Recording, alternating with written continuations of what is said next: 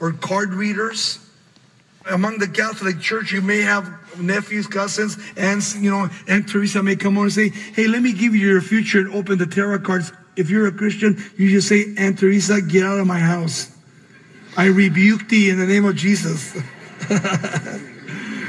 You know why? Because as Christians, we're not supposed to be messing with that anymore. Remember what happened to Saul? We don't want to get ahead of the story. But in the last chapter 28 of 2 Samuel, once God departed from Saul and he was on his own and God no longer was there, he thought, you know what? God's no longer with me, but I know who's with me. I'll go to the witch of Endor. She'll give me counsel. And he went on to a seance, the witch of Endor.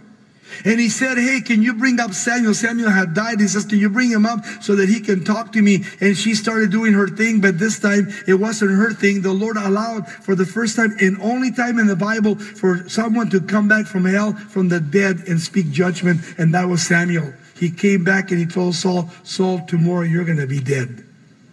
That's it. The only time in the Bible.